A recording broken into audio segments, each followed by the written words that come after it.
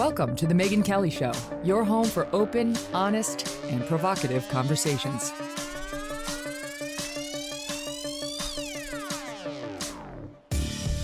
Hey everyone, I'm Megyn Kelly. Welcome to the Megyn Kelly Show. Joining me today, a true badass, Tim Kennedy, or as he describes himself, someone who is unapologetically American. Same. He's a decorated war hero, serving in Afghanistan and Iraq with the Special Forces units as a sniper, as a Green Beret, and as an Army Ranger, all while he was moonlighting as a top-ranked UFC fighter. Then he left the world of MMA in 2017, re-enlisting in the military, and this past summer, going back to Afghanistan, this time as a volunteer, working to rescue civilians that helped us in the war effort.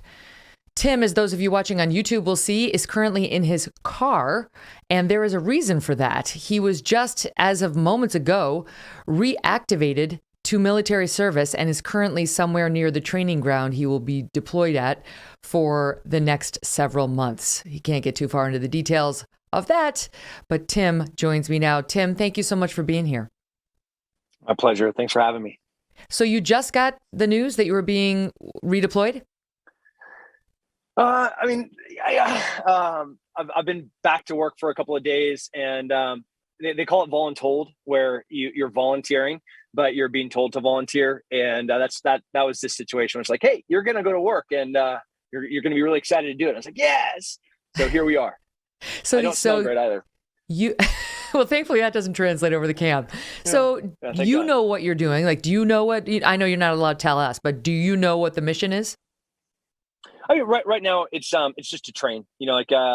Special forces train all the time, year round, and then you have to do some specific training for specific missions, and that's what we're doing. We're trying to, create a baseline, get green on everything, where you're across the board trained in all the fundamentals, and then you're able to do more advanced stuff to prepare for a specific mission. But you have to be good. You have to be a master of the basics, and you can never spend too much time doing that. But most of the places that we do that training, there's not great cell service. So you'll have to forgive my parking lot call. No worries. It's kind of exciting. So it doesn't necessarily mean you're going anywhere or have a specific mission. It's basically you got to keep the muscles in shape if and when they need you in the theater. Yeah. The muscles of the mind too, like tactics are a perishable skill. Shooting, navigation, these are all perishable skills that you have to do frequently.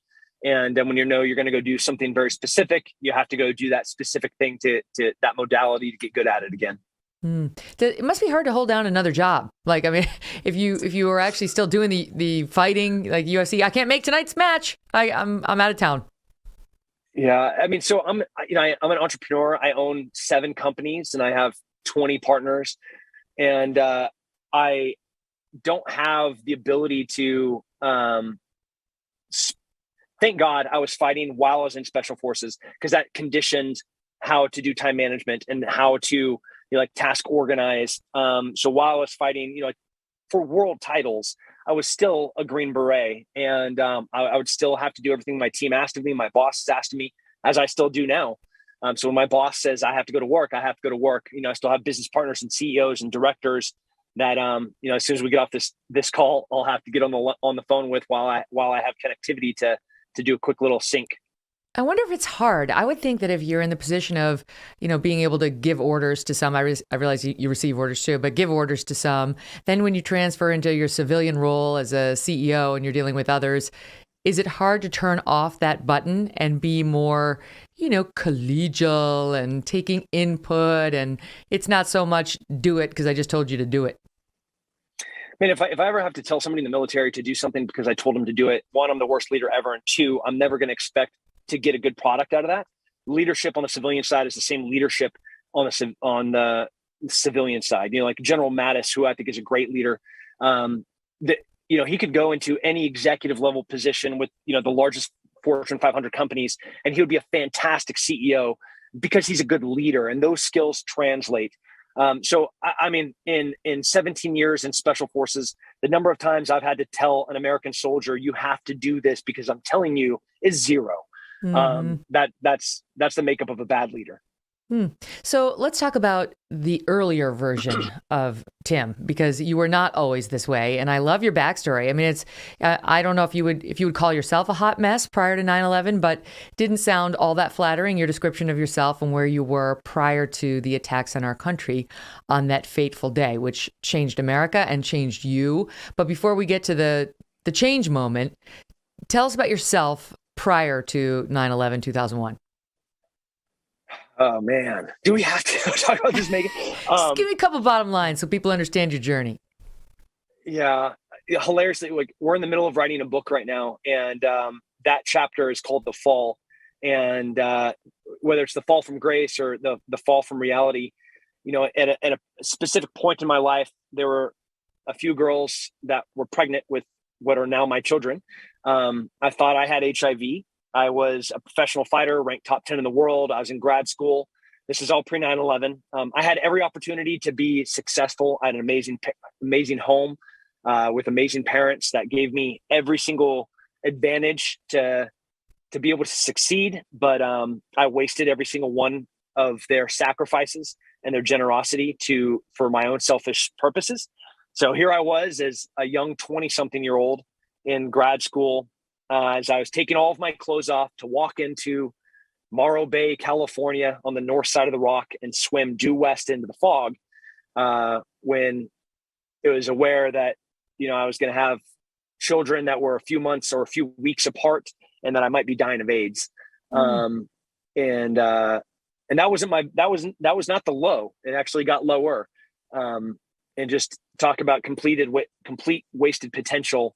I'm summarizing to a very low moment, but it was a litany of bad decisions that I think everybody faces. As one of the companies I own is Apogee, and we shape and mentor young men. And I was just telling them yesterday, like, you're going to have every opportunity to make a bad decision, and every one of those bad decisions, cumulatively, collectively, will add up to determine the trajectory of your life. And thank God there's saving graces and saving moments and redemptions and opportunities in this country that we live in that you can save even from bad decisions, but there's some places in the world you make one bad decision and you're ruined for forever. And I was making bad decision after bad decision after bad decision. And then I watched Americans look out of a building and decide if they're going to burn alive or jump to their death. And, that realization of how pathetic of a human I was evident and clear in that moment. Wow. In a way, that moment kind of saved you. It kind of saved you. It made you into the man, started the beginnings of the man we see today. Yeah, but how pathetic is that it took 3,000 American lives for me to not be a piece of shit? You know what, though? There are a lot of people who are pieces of shit who weren't moved by it. I mean, there's obviously goodness in you, baked in by your parents, as you reference.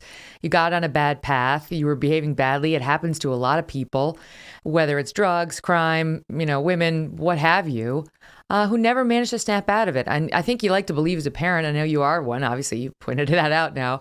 You like to believe that if you sort of put those building blocks in your child, even if he or she falters, they'll find their way back to goodness. Yeah, so we hope. The prodigal son returns, and there's nothing like grace, and there's nothing like redemption. And I thank God that it exists. And I also am so blessed that I have people in my life that have had that grace with me. To include my, the military. I that trajectory was an imperfect one. It was not straight. I made plenty of mistakes in the military, and I have had bosses and commanders that gave me grace and were able to help shape and improve. I'm by no means perfect now, but I in comparison to what I was 15 years ago, 17 years ago, when I came into special forces, the semblance is so dissimilar. So is it true that it was on 9/11, 2001 that you enlisted? That's when I walked to the recruiter's office. And then on 9/12, I went to the Marines, I went to the Navy, I went to the Army, I went to the Coast Guard, trying to find, but again, nothing special about me. There were thousands of other people that were in line ahead of me, and all of them, their names were on lists, and they were thousands of people ahead of me in the back. So I was backlogged by thousands of names. So it ended up taking 18 months from 9/11 for me to finally get a contract and figure out what I was going to be doing and where I was going to be going. Okay, so who got you, and what was your first assignment? So the Army, I wanted to go to special operations. I knew that. So it was going to either be Navy SEALs or Marine Recon. And the Army at the time had a special program called the 18 X-ray program. And this program, and they still have it today. If you're a good person, so you have a clean criminal record, you can pass a drug test, you can pass a PT test. So they really market towards college athletes. So if you're a collegiate athlete, that's really the pool that they're looking at, and that they built this program around. You normally you have to be in the Army for 6 years to be able to go to Special Forces selection. Selection is this in the Navy SEALs, it's buds, it's Hell Week. For us, it's 3 weeks of hell where they hand choose who they want to send to training for the year and a half in the Q course. And instead of being in the Army for 6 years to get that experience and then go to selection, this gives you an opportunity as a college graduate and an athlete to go directly to selection. And that's what I got. And was it as challenging, as fulfilling, as life-changing as you expected it to be? It was absolutely life-changing. I would be dead in prison or from, some STD somewhere, had grace and the military not helped me grow up as a human and as a man. So absolutely life-changing. Fulfilling is a weird thing because the pain and this job is not a job that gives you fulfillment. It's a job that you go and do, and if you do it right, no one ever knows about it. And that's a weird thing to, the motto is the quiet professionals. As I'm doing a call with you right now, it's kind of ironic, but we never want people to know what we're doing. And if you do know, that means we either did it wrong or we failed in how we were supposed to do it. And the things that we see, whether it's counter human trafficking or counter poaching or counter cartel or counter terrorism, and sometimes terrorism has all of those things in it. It's those are the things of nightmares. If you've ever worked in counter human trafficking, maybe you have saved a few girls, but that there's tens of thousands that you failed to save. And so there's nothing fulfilling about that. If you've ever worked in drug addiction, you might have saved some people, but then you see how many people you failed to save. And so fulfilling is a hard word to say this. It's the best job in the world. And I love it. And I would never do anything else, but it definitely leaves some voids in your soul. It's why a lot of people get out of those kinds of lines of work, because they feel like it's teaspoons in the ocean and you devote your life to it. And while you've helped this person or that person, you don't feel like the overall problem will ever get solved. I mean, I've heard this from some teachers who go into underserved neighborhoods, try to make a difference, in this kid's life or that kid's life, but just realize that the overall system is going to ruin your hard work. And of course, if everybody wound up saying, well, then never mind, it would only get worse. That's why we need guys like you to say, I'm going to keep rowing. Which you've done. So now what I read is that you had, and you've mentioned it here, initially you had a couple of stumbles when it came to leadership, and it wasn't like you joined the military, we talked to Jocko Willink, and it was like that guy was born to be a Navy SEAL, to be an officer, to be a commander, a leader. And you when you got there, maybe it's because you were still close to like a rough time in your life, you had a couple stumbles from what I read. Like it wasn't like, yes, you are the leader we need. It took a while to get to that. Yeah. When I think back to what some of the decisions that I made and some of the things that I said and things I did, it's humiliating. And especially because it's my peers, I did that with other Green Berets, with other guys on my Special Forces ODA. And, they understand the time and the place and the context, and that, I was a child. I had been in the Army a year and 4 months the first time that I went to combat. I literally went to infantry school to basic training, infantry school, airborne school, selection, the Q course, and then to a specialty school, to an ODA, and to Iraq. Like that was boom right there. There's 17 months. And it was so painful. Now it is so painful to think back to, I threw a hissy fit to my boss, John. There was a night that we were going to go out on an operation on a helicopter assault force to do a direct action hit against a bomb maker that was part of the Zarqawi network. And, like dream mission, these are the things that movies are made out of. And we lose one of our helicopters and we had to change and adjust the load plan. So I, being the least experienced, the least senior person, I was the person that was removed from the manifest.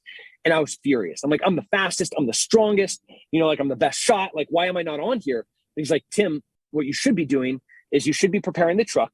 You should be making sure that the radios have all the fills, that the gun has the right headspace and timing, that there's plenty of ammo, there's speedballs, like all the things that you should be doing.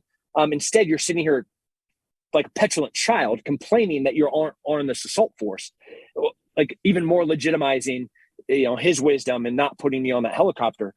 And, but it still hurts the ego. And then realizing that he was right. Then I had to double down and be even more of a petulant child and just like sit there, like my arms crossed. And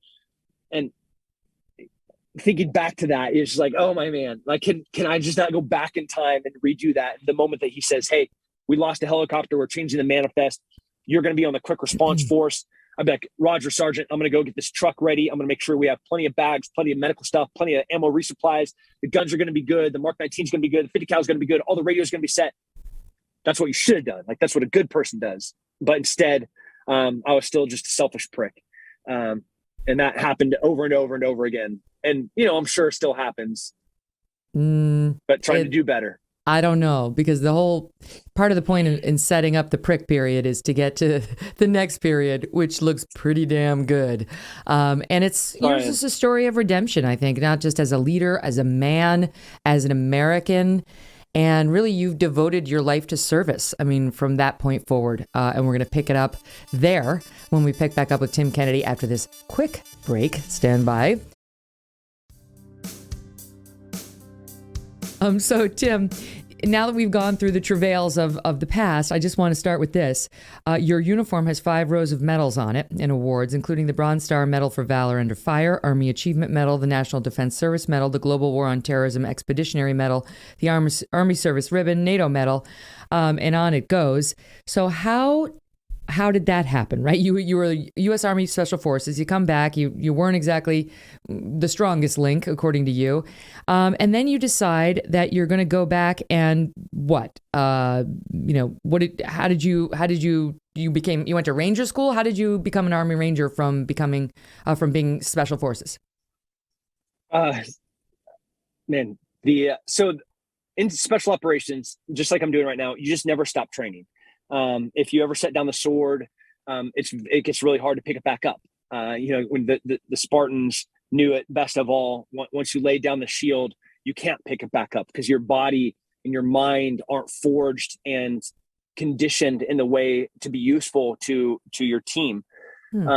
So I actually never set the sword down. Even when I was fighting full time, I was within special operations still as a contractor and in the Texas National Guard with 19th Special Forces Group. And I just kept going. So I went to Ranger School, and this is a very subtle distinction that is significant within special operations, but nobody else cares. But I'll explain it to you because it matters. Ranger Regiment, which is what I consider in special operations, consider the Army Rangers. And Army Rangers are part of 75th Ranger Regiment.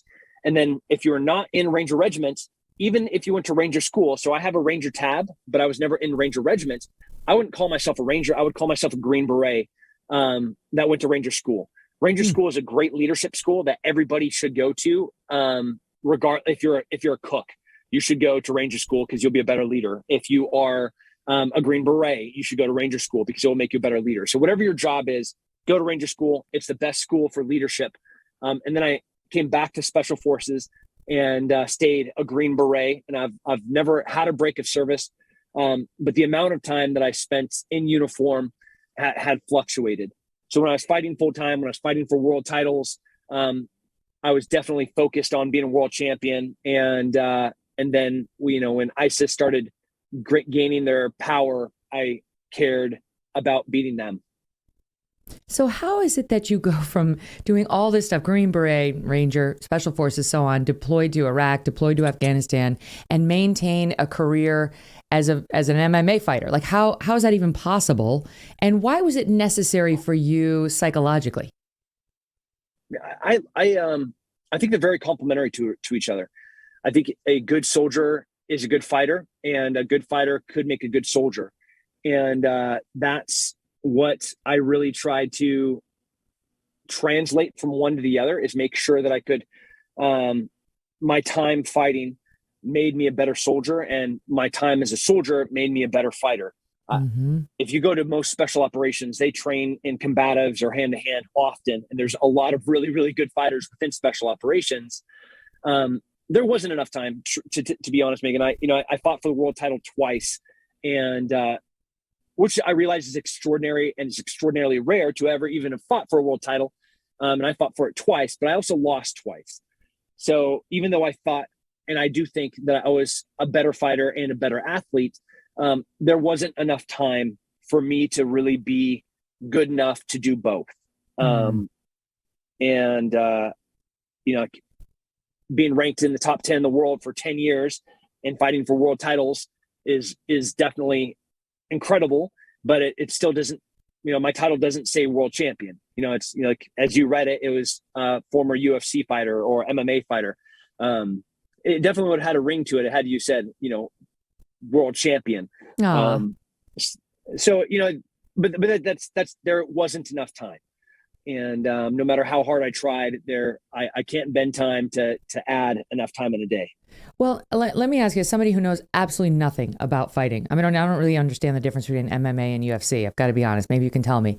I can't, and we see this video as you're talking about of you, in the fights, and I just can't imagine. I realize that picking up a rifle and going into the theater of war is a league of its own. But I can't imagine standing across from somebody in a ring and having him punch my face and punch my body and stand there and punch him back. Like I would love to know what that feels like and why one would keep doing it over and over. I like to fight. Have you always been that way? Like, were you the kid having fights in the schoolyard? Yeah. Laura LeCarry, God bless her. I was 4 or 5 years old. I had a little crush on Laura as I was going to North County Christian School in Atascadero, California. And she got a little bowl haircut, like the bangs, and it went around. Been there, Laura. But the hair, yeah, poor Laura. But the back was short. And one of the other boys on the playground pointed out that it looked like a boy's haircut and that Laura looked like a boy. So I did what any man would do, which is follow him to the top of the play gym, crack him in the mouth, and push him off, of course. And like, chivalry is not dead, even in 2021. But yeah, I've just always had that, and it has served me well sometimes, and it has been to a detriment other times. But yeah, right, I like to tussle. So what is the difference between MMA and UFC? Apologies to those for whom this is second nature. Yeah, that's a great question. And it's funny. A lot of people say they train UFC. So let's just say football is the sport. And under football, you have lots of different leagues. You have arena football, and you have different teams within football. So MMA is the sport. And then under MMA, you have multiple leagues and multiple styles of fighting. And there's ebb and flow, where sometimes there's 24 different organizations, and sometimes there's just 4 or 5. Right now, there's fewer than there's ever been. You have a few in Japan, you have a few in South America, and then you have the 2 big ones in the United States, which are the UFC and Bellator. And those are like the 2 big organizations, and both of the fighters under both of those organizations compete in the sport of MMA, but one fights for Bellator and the other one fights for the UFC. And what kind of fighting is it? So mixed martial arts, it takes all styles of martial arts, and you go into a ring or a cage, and you're just trying to determine who is the best fighter of any style or any art. So whether you do jiu-jitsu or you wrestle or you kickbox or you box or you do judo, if you do taekwondo, if you do karate, if you train all of them, that point of mixed martial arts is to determine who is the best fighter, regardless of art. In So the video Olympics, we see, you've got something on your hands. I don't know if I would describe it as, it's certainly not boxing gloves, but it's some sort of smaller glove. So is there some protection for the hand and the knuckle and the face that is on the receiving end of that? Definitely not for the face. The point of those gloves, and they're 5-ounce MMA gloves, is to reduce the number of times that we break our hands and lacerations. So we want the fight to go longer and to be more exciting. And those gloves enable that. So I can still grab and pick somebody up and slam them. I can choke them. I can arm bar them, or I can punch them. But really now, the mixed martial artist, the MMA fighter, he really has to be a master of kind of all different martial arts for him to be at a high level. He has to be able to grapple and wrestle. He has to be able to kickbox and box. He has to be able to do judoka and be able to throw. He has to be able to do all of those things to be able to survive at a high level. Do you wind up in the hospital after every one of these matches? Man, I only went in 17 years as a pro fighter.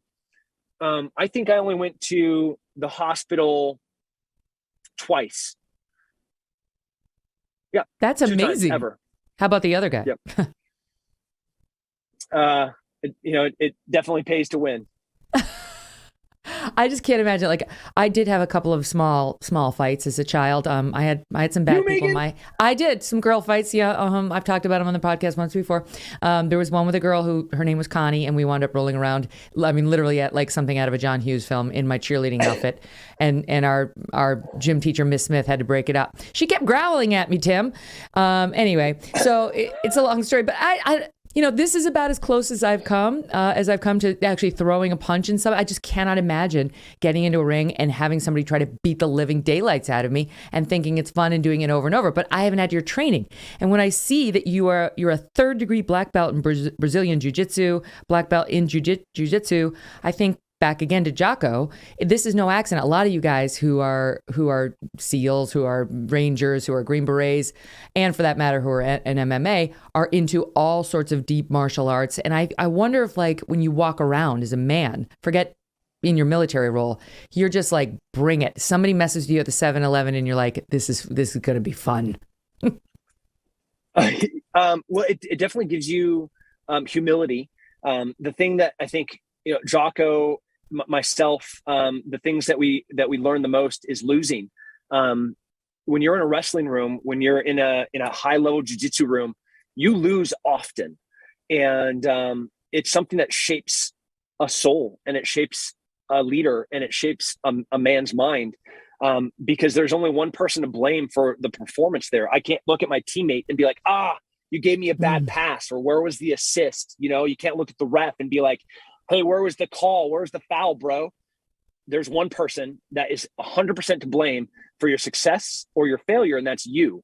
And that's a really powerful learning tool that most of my colleagues share. And like all of my associates have the same forged mind, because we lose and we fail all the time. And there's one person that's to blame for that, and that's ourselves. Jocko and I share that same same love of jiu-jitsu and same love for grappling, in the same way that we love the selfless leader. And he's so wise in the way that he puts that ownership, that onus on the individual. Extreme I don't remember ownership, what his slogan he calls is. it. Extreme ownership. That's it. And there's no other way to describe it except to be on that wrestling mat and to have to stand up and watch the guy next to you have his hand raised, and there's no one to blame. There's no one else on the mat. There's you and him, and he was better than you, and you lost, and you were to blame for that.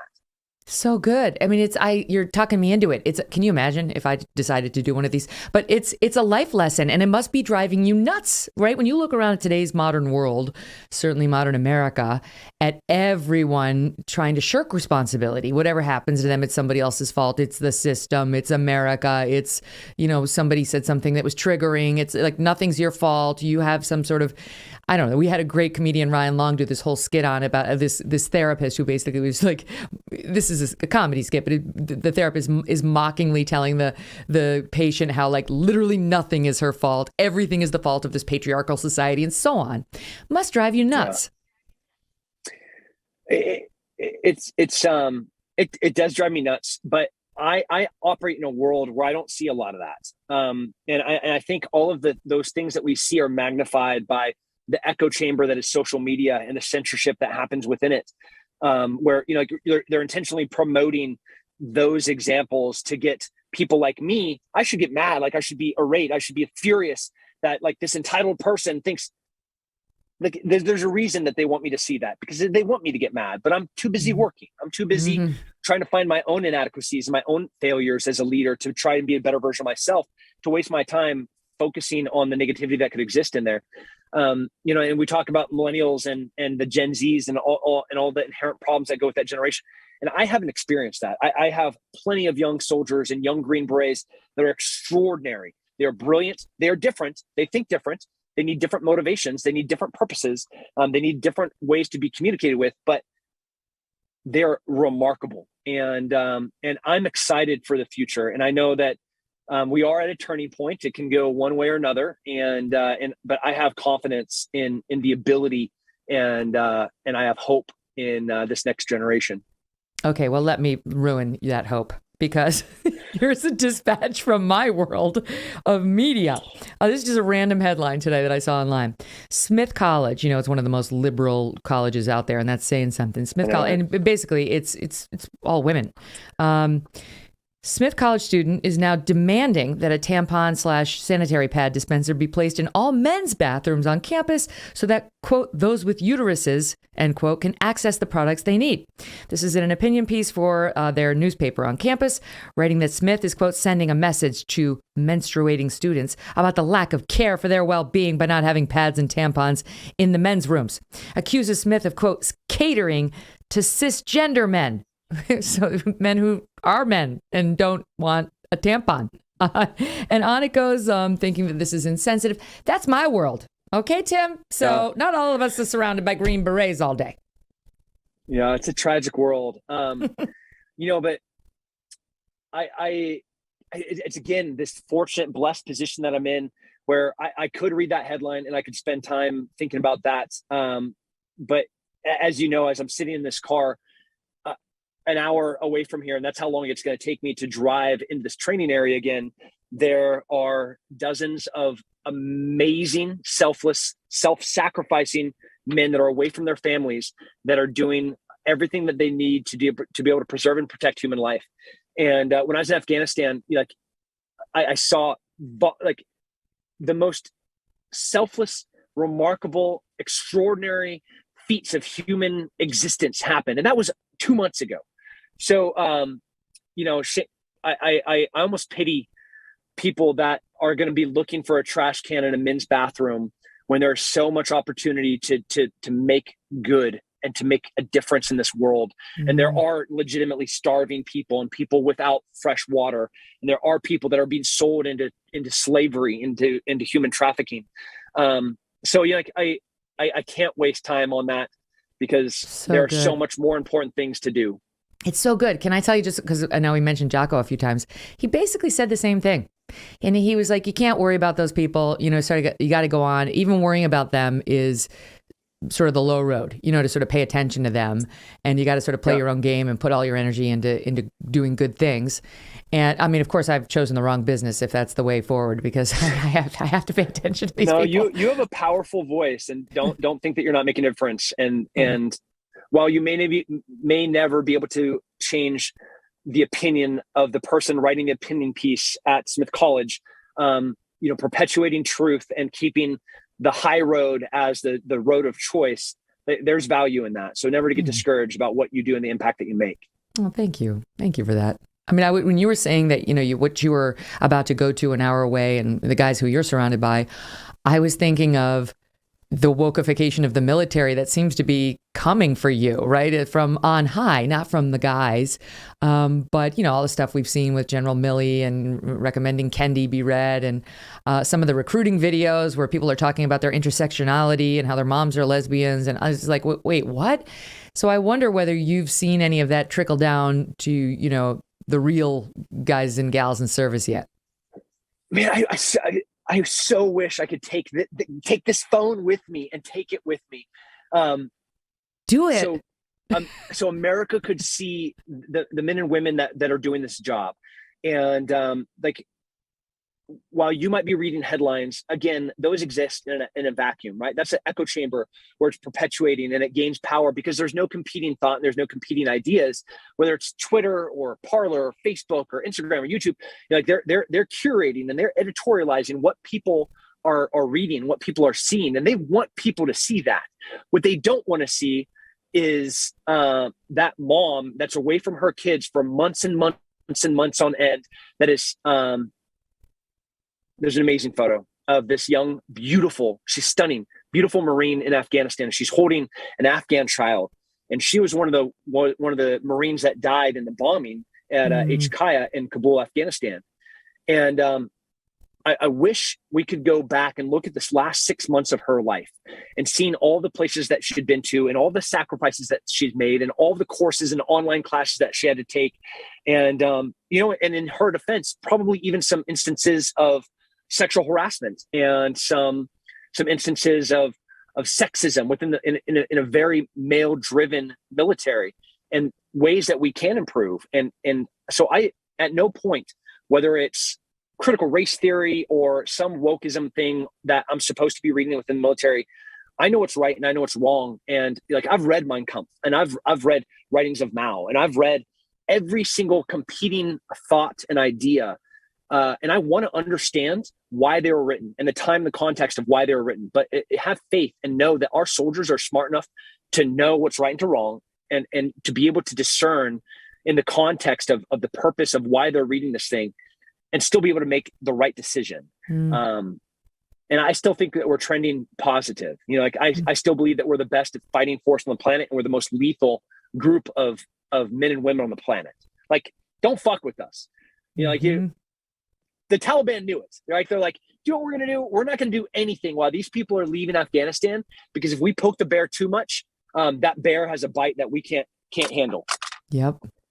I know that, and our audience should know that you did go back to Afghanistan. You went back and actually engaged in a rescue mission to try to get as many people, over 8,000 people, out, interpreters and others who had helped us where our government had fallen down on the job.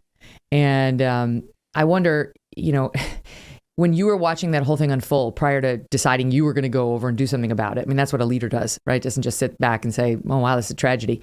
What were you thinking, right? After having served there and watching the interpreters be left behind and watching those guys holding on to the airplane as we took off, what were you thinking? I was thinking, how do I find the phone numbers for my former interpreters to get a hold of them? What were my pulling out old, we have these little green army journals, and in them we write all of our notes. I was going back into my locker and pulling out, because I have them dated. So I was going back to 2006, 2007, 2008, 2009, the times I was in Afghanistan, and to be able to pull back contacts and be able to figure out what route lines and smuggling routes I was going to be using, figuring out what TTPs, what tactical training points we're going to be implementing, getting my sat phone up with minutes, getting my night vision batteries changed, figuring out what is my routes into Afghanistan, what countries can I fly into. So this is back to, could I spend time looking at the failures of others, or should I be spending my time recognizing the failures and learning from them, but more importantly, figuring out what I'm going to be doing to make a positive difference? That's what I was doing with my time. And in that moment, was it tearing my heart out watching what was happening? Absolutely. But that didn't deter the focus for what I should have been doing at that time, which was preparing for what I knew was going to be a lot of work. Well, how do you even begin that, right? It's like, you don't have your own plane. right? You're not able to command, a bunch of Green Berets to go with you and go on a rescue mission. Our government was in charge of that. Our State Department was slow rolling the extraction of a lot of these interpreters, sometimes for good reasons, sometimes for questionable reasons. So how do you even go about, I get the night vision goggle stuff, but like, how did you go about planning all the logistics around that rescue? This is what we do. The word can't, I don't own an aircraft. That doesn't mean I can't get one. I may not be in charge of the immigration process, but I can probably figure out a way to circumvent it. Every problem has a solution, and that solution really just comes down to the ingenuity and sacrifice that somebody's going to be able to make to find that solution. And the people that I was working for really had everything to lose and would sacrifice everything. And thankfully, they were also the best and brightest that could be able to find those solutions. I mean, what happened in Afghanistan and Iraq to you and your training to make you think like that, right? To not just look at a problem like, it's a tough one. This is horrible. Moving on, right? No, every problem's got a solution and I can find it and I can solve it. And here are my goggles and I'm going. The guy we talked about at the top of this interview wasn't really that guy. So what happened to you? I lost a lot. I failed a lot. And by 2008, I stopped going to funerals at Fort Bragg, North Carolina, because in 2008, I sat down on Memorial Day and I was trying to write down the names of my friends that had died in the war thus far, and I couldn't do it. There were names. I was like, oh man, who was that 2 years ago? Who was that in 2006?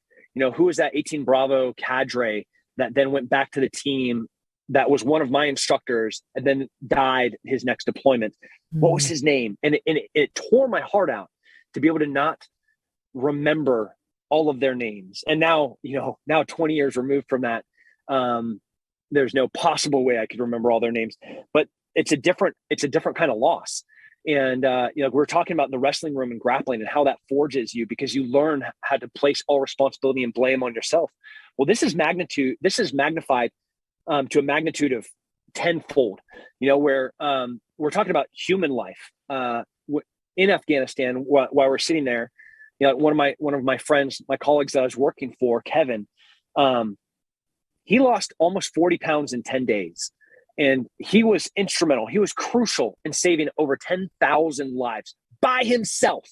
He was one of the very few people by himself. He was so instrumental and crucial that 10,000 people probably would have died had he not been there. And he would have, just to dumb it down, a decision: should I sit down and eat this MRE, or should I go do a reconnaissance of another potential rat line to smuggle some more people past the Taliban tonight? Black and white. I can do one or the other.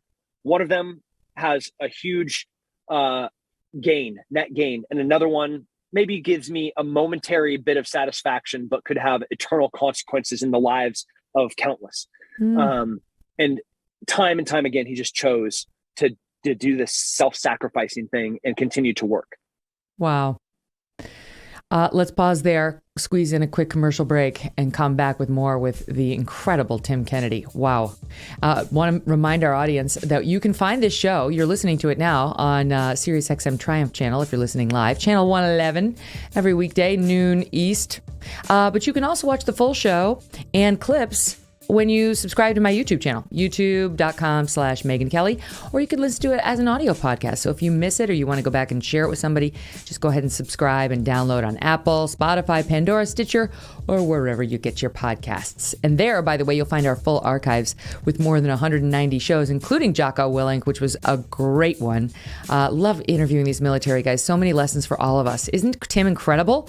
And my favorite I've done since we launched the show is Rob O'Neill on Memorial Day. That one was just incredible. I just saw him in the airport. It was great. We saw each other just over the top of the mask because, of course, we're all masked in the airport now. And what a nice moment. He was there with his wife. We all had a big hug. I hadn't seen him in person since I'd done the interview, or even when doing the interview. It's all via Zoom. Anyway, stick with us. Much more with Tim in 1 second. Welcome back, everybody. More with Tim Kennedy in just 1 second. But first, we want to bring you a feature here on the Megyn Kelly Show that we actually haven't done since starting on SiriusXM last month. And it is called Sound Up. It's where we highlight some sound, or now with YouTube, some video that we feel you need to hear or see. We have talked a lot recently about the parents who were targeted by the National School Boards Association as potential domestic terrorists that needed to be tracked using the Patriot Act.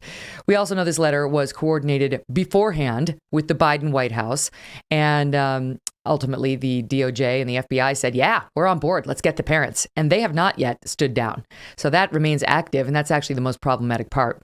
Thankfully, the letter itself, however, was retracted after a lot of blowback, and the School Boards Association has been embarrassed. But if you watch the media recently, you'd find a lot of support for that domestic terrorist designation for which the school board is now so sorry. Grabian, which does great work, put together a supercut. Watch and listen. Violent looking, angry, spewing parents outside of these schools. These actions could be the equivalent to a form of domestic terrorism. This becomes a security crisis, in a sense, for the nation. It is dangerous to our children when the parents themselves are the school bullies. I think one of the worst things is the actions at the board meetings. The calling of names. Tyrant, Marxist, communist. We've never seen anything like we're seeing at these school boards now. What on earth has happened in this country? There's always the possibility that people will face criminal prosecution for this kind of conduct. What does it mean that something that is generally boring and neutral, like a school board meeting, has become a locus for violence? You look at the rage, the anger, you think, what is this doing to the children in those homes and their mental health? Oh, my God. I'm sorry. What you look at the rage and the anger. Yeah, you mean from parents like Scott Smith, whose daughter was raped? Yeah, he was rageful.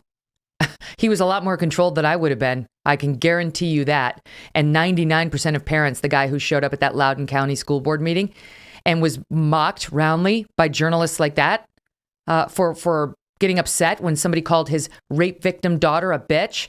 Or actually, she questioned the story and he called her a bitch. And that's how he wound up ultimately in handcuffs. Now we know that guy was a grieving dad, worried about his daughter.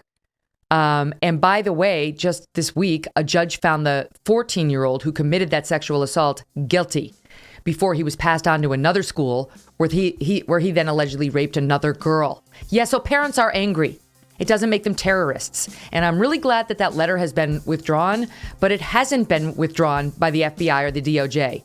They stand by their threat that any parents committing, quote, violence are going to get it. Well, guess what? Not a single incident of violence was outlined in the letter that got them involved in the first place. So what are they talking about? And how do they even have jurisdiction? We're going to get into all of this tomorrow when our guest Michael Knowles, who's amazing, if you listen to him at the Daily Wire, you love him as much as I do, will be here. And that is the latest edition of Sound Up. We'll be right back with Tim Kennedy on what's happening in Afghanistan and statements by General Milley today about China.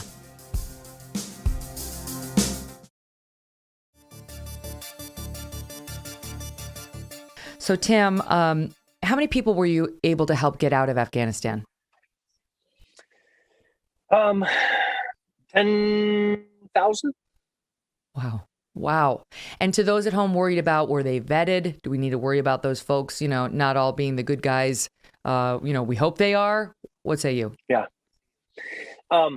So our vetting process was, the complexity of it was almost as complex as a cipher.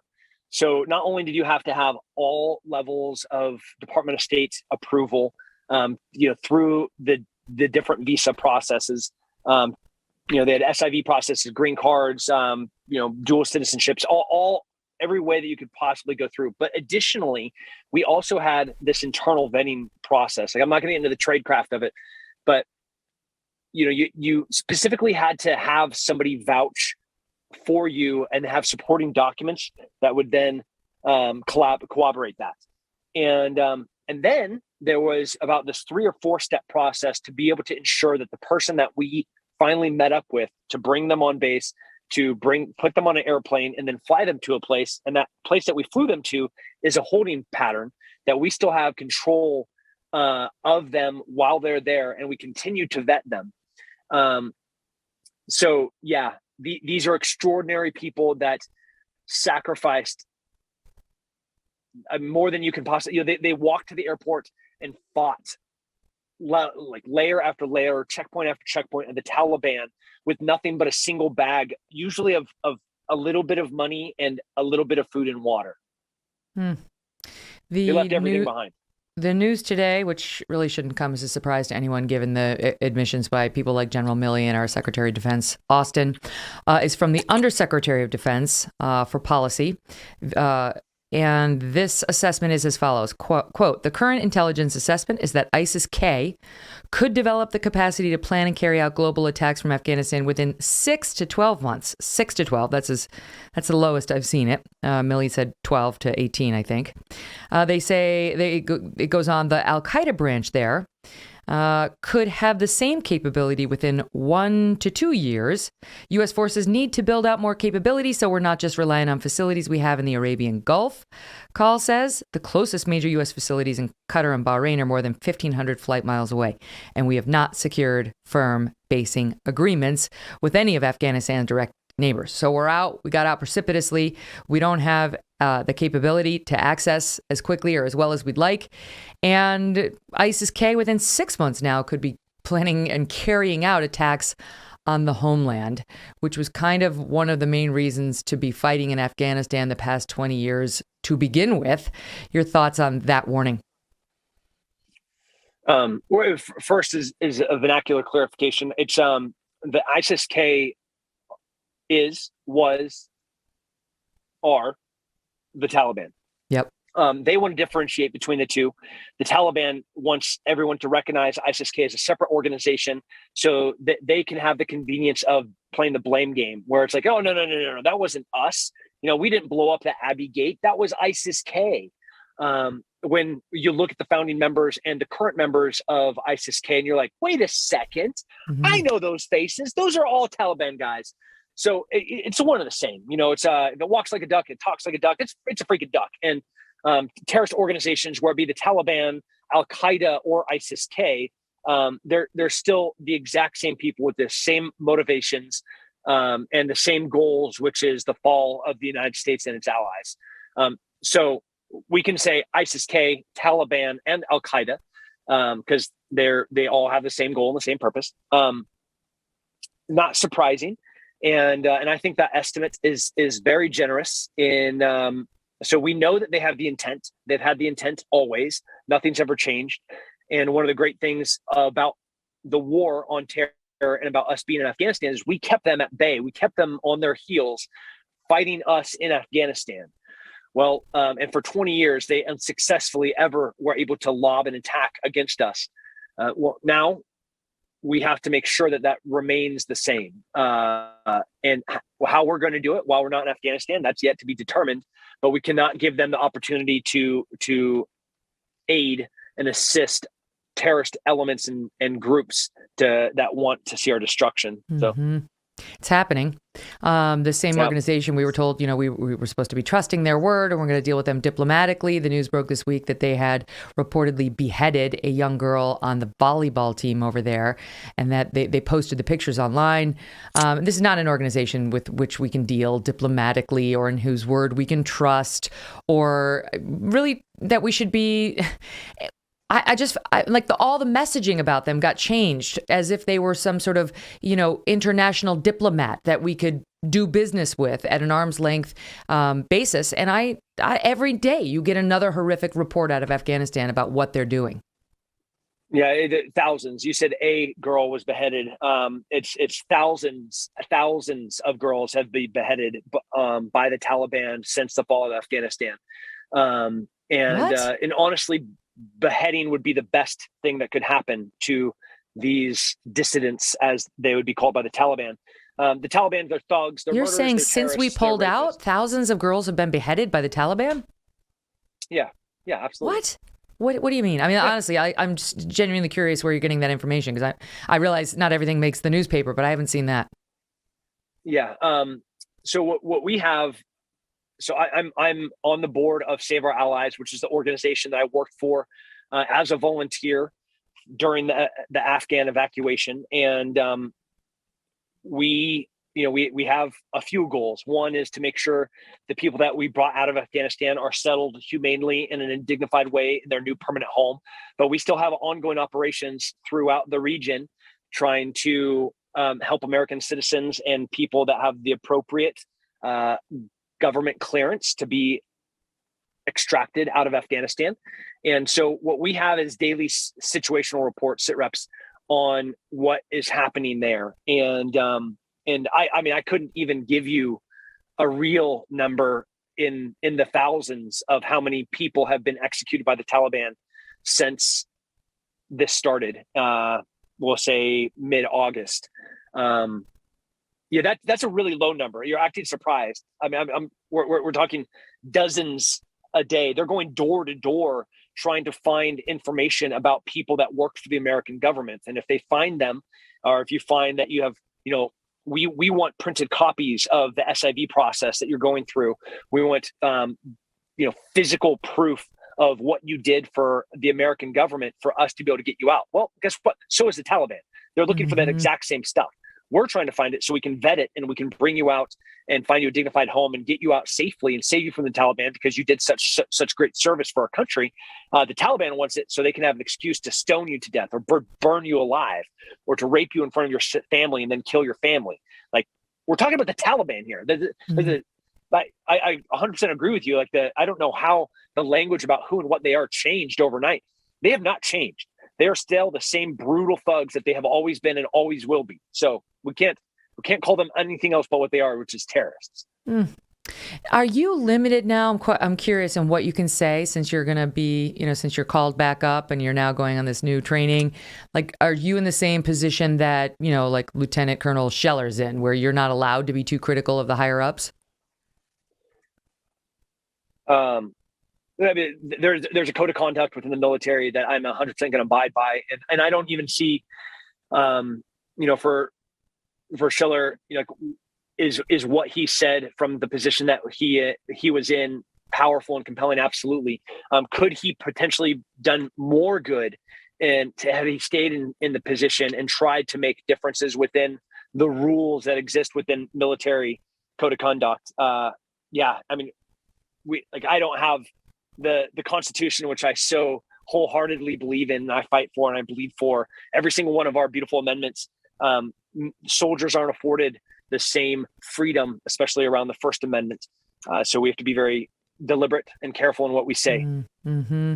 I know it's upsetting because, everybody has a role to play, but I would say that listening to him call out the military brass on how poorly the whole thing was handled was cathartic. I mean, it was sort of cathartic for, I'm sure, a lot of guys in service and those of us not, just to hear somebody who actually has to, who's responsible for helping these folks, who's actually been in the theater, say, this is so effed up. Like, I know he's gone down now and he's facing six counts. I think they're misdemeanor counts and is going to be court-martialed. But man, let's hope that there are a lot of other quiet Lieutenant Colonel Schellers inside trying to make differences. And maybe he just had a role to play. He had to be the one. Let me ask you about China, because General Milley, who we've talked about a couple times today, made some news today on China. And this is something I've been talking about in this show. They've been busy. China's been really busy. And today, the news came out that they carried out their first successful test of an underwater explosive that could destroy U.S. ports after launching a satellite-crushing weapon, and then the news of the hypersonic missile that they tested, I think, a week or 10 days ago. Just to get the listeners up to speed, in case you weren't, when it came out that they had tested this hypersonic missile, which is not a good thing. This could lead to the deaths of millions of Americans if we ever get into a real conflict with China. We do not want our adversaries having this weapon. And according to the reports, our intel officials were surprised they do. This is what the White House said. This is what Jen Psaki said, as though it's like a game of, dodgeball. And like the more people in the arena, the better. It's going to be fun to have new competitors. Listen to Jen Psaki. And then can you comment on reports that China tested a nuclear-capable hypersonic missile over this summer to the surprise of U.S. officials? And we have been consistent in our approach with China. We welcome stiff competition, but we do not want that competition to veer into conflict. We welcome stiff competition. I'm sorry, Tim. Sometimes it's too stupid not to replay over and over. No, we do not, Jen. No. Yeah, go ahead. No, I don't want competition. I never want to be in a fair gunfight. I never want to be in a fair war. My ideal taking down of a terrorist is there's 25 of us sneaking into his home while he is asleep in his bed. I like those odds. Those are odds of me winning. I know that sounds brutal, but that's the fight I want to be in, is a fight I know I can win. And we have been at war with China for a while. There's lots of different ways to wage war. In the military, we use DIME, D-I-M-E, diplomatic, information, military, and economic. And while we have not been overtly militarily in conflict with China, we absolutely diplomatic, information, and economically have been at war with them. And they have probably been getting the better of us in some of those regards. Yeah. Well, this is so General Milley comes out today and actually speaks some sense. He sort of, lifted up the dress, forgive me, and said as follows. Listen. What we saw was a very significant event of a test of a hypersonic weapon system.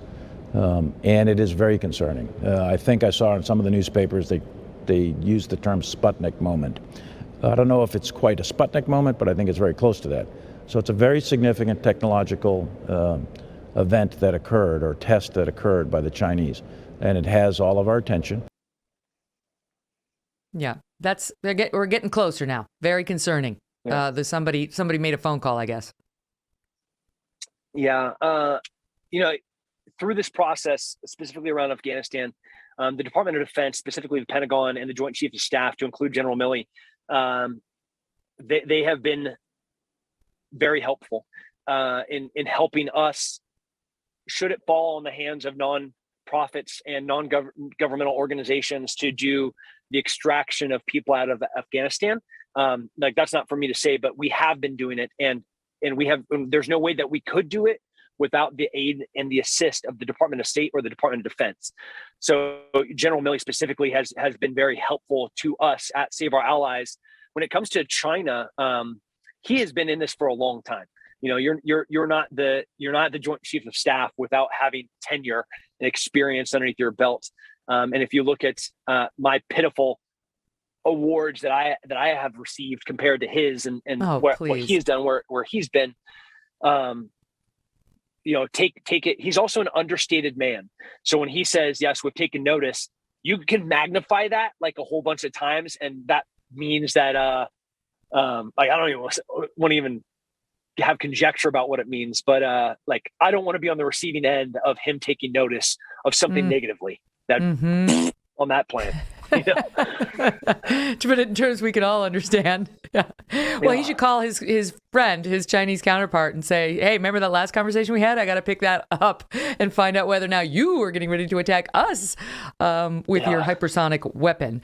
Yeah, I don't know. I don't like it either, but it's at least truthful now. Now we're getting to dealing with the actual threat. So let me ask you about this. You mentioned it before. You've got a school now, and it's in Texas, I understand. And yes, ma'am. So because I know that you mentor young people, but this has turned into an actual school where I heard you describe it as you teach, math and reading and sort of the 3 R's, but you also teach character, and you give people a chance to run around and like kids to be kids. Tell me about it. Yeah.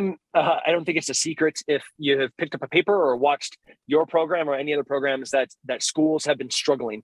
I think they've been failing this next generation, and in the curriculum and the way that they communicate and the way that they try to educate. And so seeing that, I knew I had to find a solution. I believe that this next generation, that they are brilliant and they're capable of overcoming all of the adversity that's on the horizon. And we have a lot. So what should you do as a problem solver and as an entrepreneur and somebody that's like successful in the realms that I'm successful? It's like, I'm gonna start my own school. I'm not gonna send my own children to a school that I cannot have an effect on the curriculum. And it's so asinine listening to these school boards and these principals saying that the parents don't have a say. The parents are the only ones that have a say.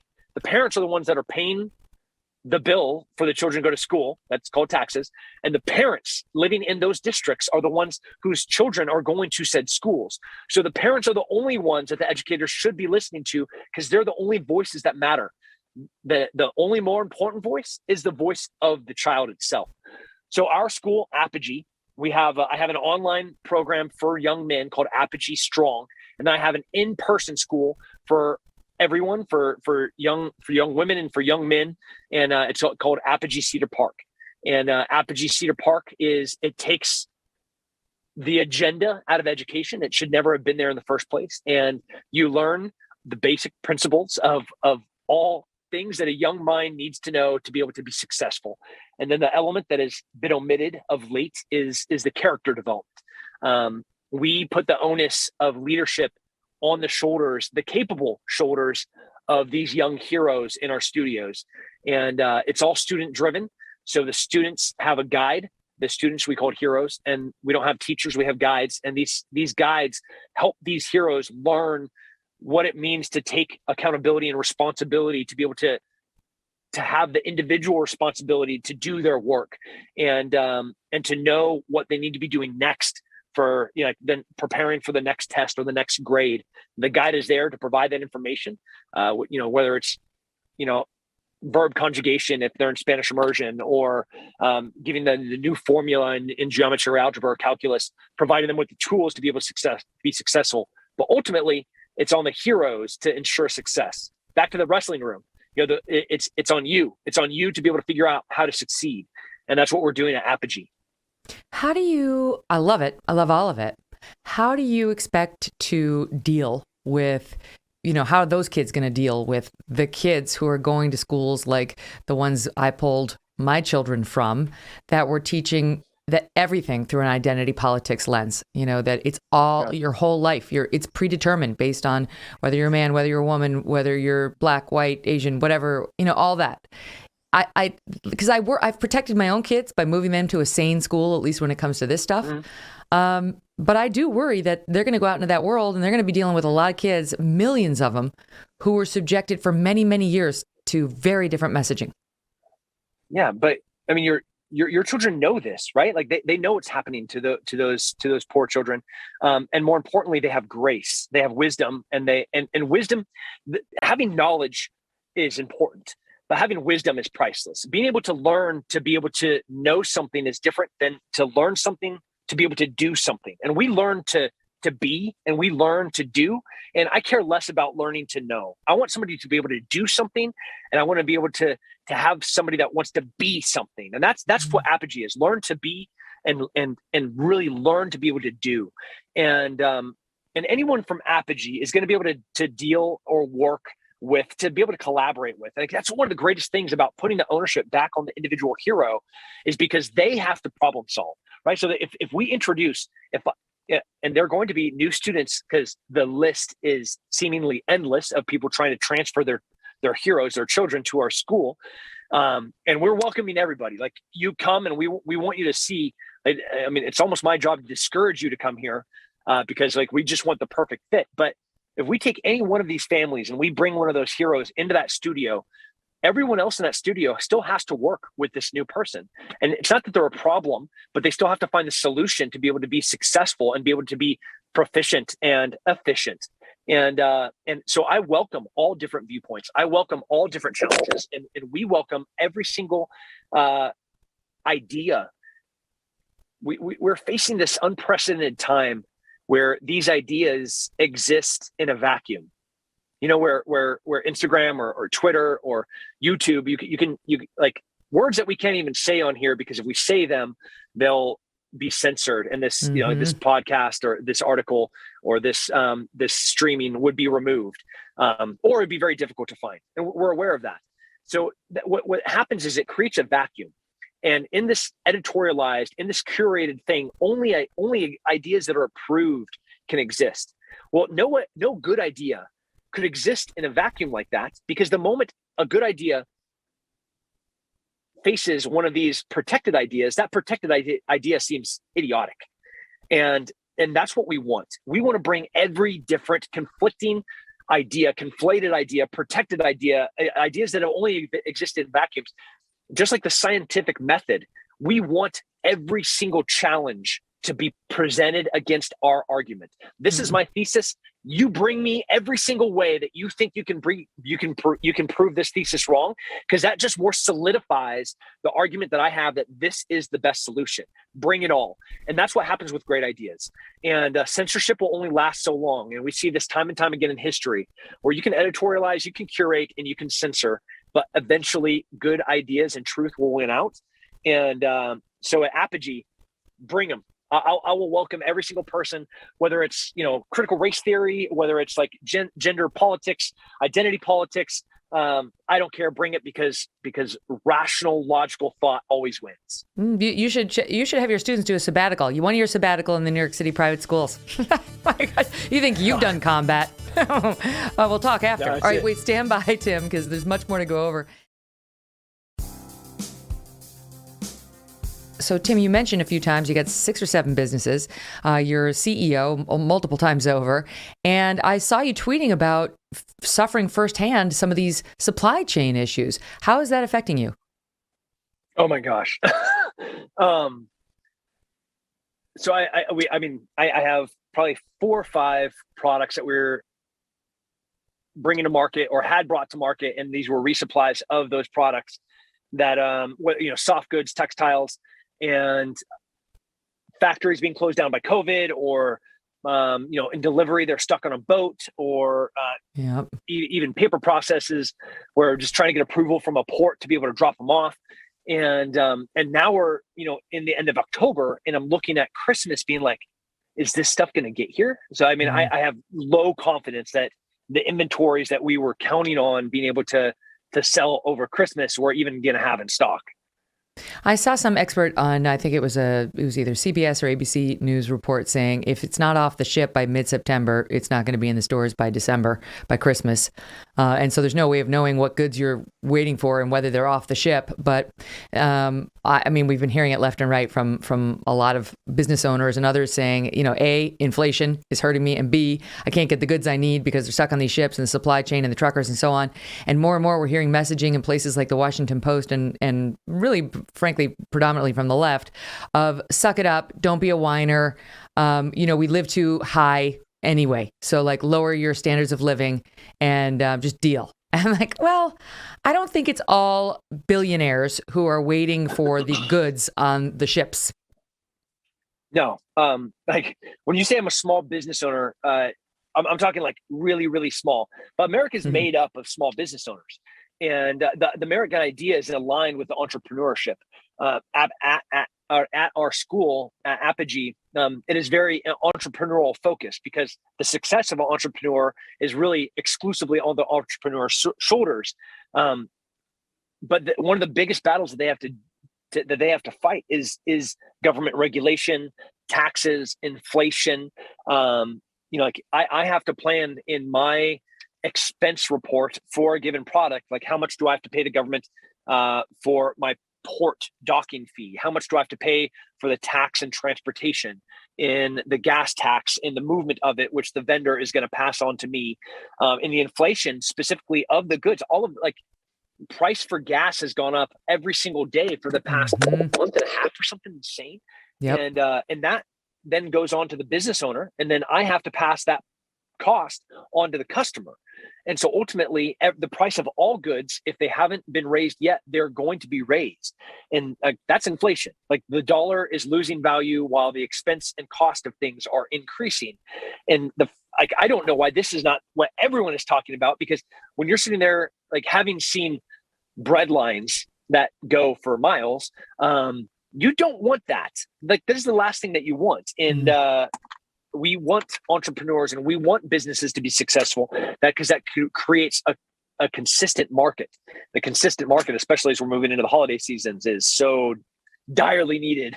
No, it's crazy. And it's like, so there's too much money pumping in the system right now. So the prices of things are going up because the supply is not there. And what's the solution? They're going to pump a bunch more money into the system. They've got the 1 point whatever trillion dollar infrastructure plan. And they've lowered the other social spending plan down to about 2 trillion.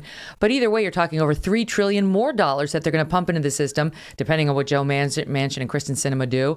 I heard an interesting discussion the other day about whether that's the latter gets scrapped if Terry McAuliffe loses his Virginia gubernatorial bid, whether there'll be a lesson to these Democrats about overreach and kicking parents out of the school board meetings and, crazy COVID mandates, and whether they just better slow their roll. Otherwise, more Democrats who are really well positioned, like Terry McAuliffe was, he was winning this race by something like 7 points not too long ago, and now is within 1 point, according to the average of polls.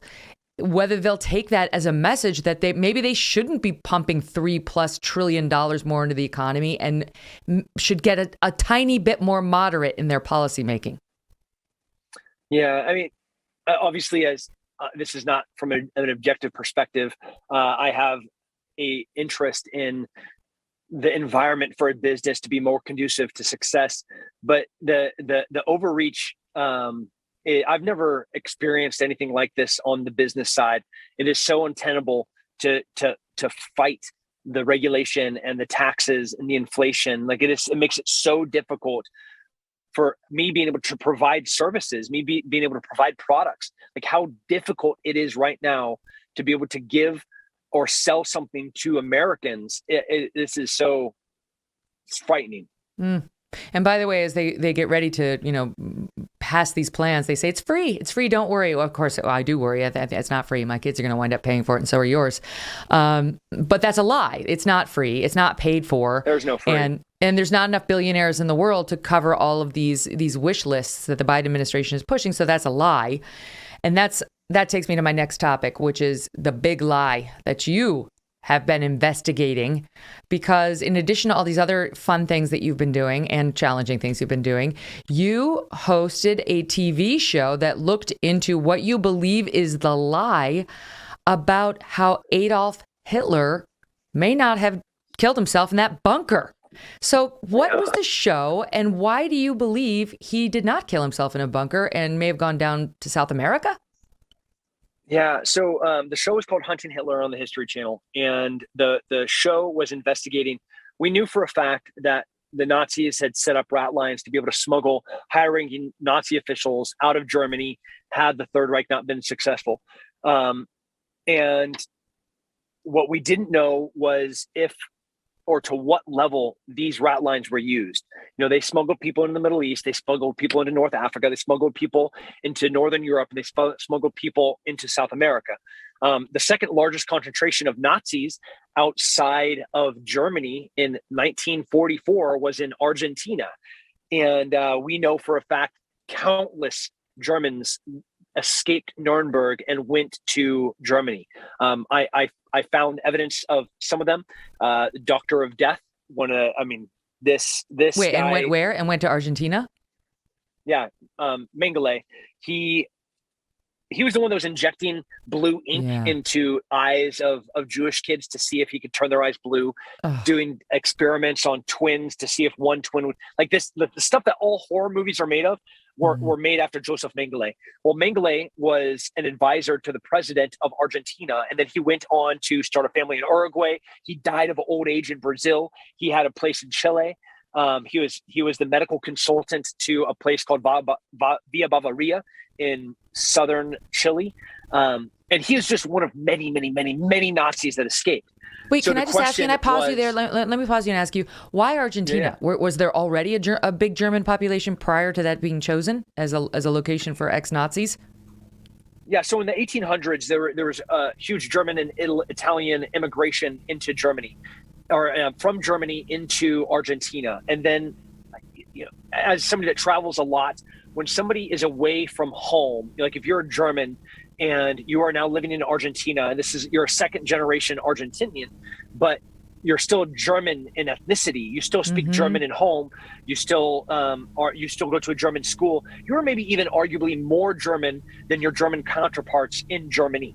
And so by the time we get to the 1930s and the late 1930s, post World War I, when you see Hitler on the rise and you see fascism really take hold internationally, you have this huge population of Germans in Argentina that they too are swept away with the emotional significance of the times and the events post World War I. And like all things, you have to put things in the context of history, and you look at what was happening historically in the 1920s and 1930s in and around Germany. You can almost sympathize with needing something more and needing something significant. And then this very charismatic leader, who then we find out to be an absolute psychopathic, murdering, genocidal like demon, that is Adolf Hitler and fascism in general. But the Argentinians, the largest Nazi card-carrying Nazi party outside of Germany was in Buenos Aires, Argentina. Wow. And the largest rally ever outside of Berlin was in Buenos Aires, Argentina. So huge German and Nazi heritage in Argentina, and one of the many reasons why it was so sought after and such a successful rat line for Nazis out of Germany into Argentina was because there were so many route line or rat line, because either one might be appropriate. Rats. Both okay. of them apply. Okay. Rat line is all right. So now we've established Argentina as a possible outpost for people fleeing, for Nazis fleeing the Allied forces when the war was ending, coming to an end. So why? I mean, like every man I know is fascinated by World War II. Fascinated. I mean, women too. But I really think it's one of those things. It's a guy thing. My husband's one of them. So why do you believe? Because I feel like if Hitler really didn't kill himself in that bunker and wound up in Argentina, we'd know that, right? Like, why do you think you've stumbled upon that information? Like, what is it that convinced you? I mean, how would we know that? I just feel like everybody's investigated it. Yeah. And we were taking Nazis and putting them into our space program. We had Martin Bormann and Joseph Mengele and Adolf Eichmann, like number 2, 3, 4, that escaped out of Germany successfully and escaped the Nuremberg trials and died of old age in South America. So just think about this for a second. If our leader currently, and the fall of the United States is happening, and the vice president and the joint chiefs of staff and Jen, I don't even know how to say her last name. Psaki. Yeah. If all of them are able to successfully be extracted out of Germany and then make it through a rat line to a foreign country, why wouldn't the president? Yeah, but that's what we know happened. Why were there no? I mean, were there sightings of Hitler? Did somebody what's your evidence that they got him out of there? Yeah. So first, I'm not going to say that he did. What we investigated was, did they have the capability to, and we know unquestionably that they did, and that they used those methods, those rat lines, those smuggling lines for the highest ranking Nazis, no doubt. What I was looking for was a smoking gun. I was looking for the body. Yes, we had eyewitness accounts of Adolf Hitler, and we found German U-boats off the coast of Argentina. We found German U-boats off the coast of Norway that had been smuggling people out of Europe. So no doubt, thousands of Nazis escaped from the war and died of old age in South America, North Africa, and Northern Europe. The question of, did Adolf Hitler, it was very difficult to prove that the portions of the body that was recovered out of the bunker of Berlin was in fact Adolf Hitler. And genetic testing that had been done has been completely inconclusive. So what we wanted to be able to prove for sure, is this body, or the remnants of this body that was burnt, that was said to us to be Adolf Hitler, but nobody ever saw him die or saw the dead body of Adolf Hitler. Is that him? Or is this body of this person that we found in South America, is this Adolf Hitler? And those were the only two ways that I could, I think, conclusively say what happened. And without that smoking gun, I'm not going to say one way or another. What I can say is they absolutely had planned on getting Adolf Hitler out. And the methods that they planned, they proved to be successful. And they did it with very, very high-ranking Nazis all towards the end of the war. Those sneaky little fascists. Is it true that nobody actually was an eyewitness identifier of Adolf Hitler's body? I mean, how did we know that it was Hitler in the first instance? Wasn't there? I've never actually looked that closely into it. I just assumed that there were some GIs there who were like, "Holy shit, it's Hitler." No. So what we had was a burn pit, and in that burn pit was a body, and that body was said to be Hitler. And there were a few people that were in the bunker that said that Hitler had gone into his room and had committed suicide. We couldn't corroborate that testimony with anyone else. If you were an investigator and this was going to be presented in trial, at no point would you be like, "Oh yeah, this makes sense." A jury of the peers would be like, "There's not a single person in this room that agrees what happened, and what we have is a burnt skull from 1945 that we're saying is Adolf Hitler." That's the extent of the evidence that we have, which the Russians took with them back to Russia. So we haven't been able to prove that. That's crazy. Again, there's your thumbs down. Yet another verdict on the spin we've been getting. Wow, it's fascinating. So is the series over? Did it end with we think that we've been lied to? And by the way, will there be a part 2 on Jeffrey Epstein? It seems like we have a reoccurring Jeffrey Epstein all the time. Man, how effectively people are suicided. Yeah. So we did a few seasons of Hunting Hitler, and we had another season that was investigated and researched, and the findings were so alarming that History Channel ultimately was like, we can't go forward with this. What? Because what were the findings? It had implications to current terrorist organizations being funded and protected by Nazis post-World War II. Like the Mujahideen. If you look at the Mujahideen and their founding, what we know to be ISIS and Al-Qaeda and Taliban, when you look at their founding members, you're like, man, that's a lot of brown guys from the Middle East. And who are those random tall white guys with blonde hair and blue eyes in 1946? And you question, well, what did the Mujahideen and Nazis have in common? The death of the Jews. Curious. The only thing that they have in common, and really the cornerstone to why they're doing what they do and believe what they believe. So of course, if I were the Mujahideen, I would go and try and find Nazis to help me kill more Jews. Well, I'll give you this. If you're a Nazi who escapes Germany around the World War II ending, you're probably not done killing. I mean, I just don't think that's, that's not, it's in your nature to remain evil. I know a lot of people went along, and there's all sorts of reasons why, they say sort of the followers who are actual German citizens who maybe didn't understand the full extent, but the people at the top were truly evil and probably didn't check their evilness upon moving outside of Germany. It's fascinating. Listen, Tim, I'm so happy to get to meet you and get to know you. And I really hope whatever you're doing now and whatever follows keeps you relatively safe. I don't think you want to be perfectly safe based on your life choices. But I, for one, am very glad you're out there doing what you're doing and imparting those lessons to a whole new generation of kids. All right, I really appreciate your time, Megyn. Keep doing what you're doing. Thank you. All the best. Wow. So would love for you to join us tomorrow, by the way, because we're going to have Michael Knowles back. Do you know him? He's amazing. He's so brilliant. He's a whippersnapper from the Daily Wire and well worth your time. And John Cass is back with us, too. We're talking Chicago, what's happening there with the mayor versus the police.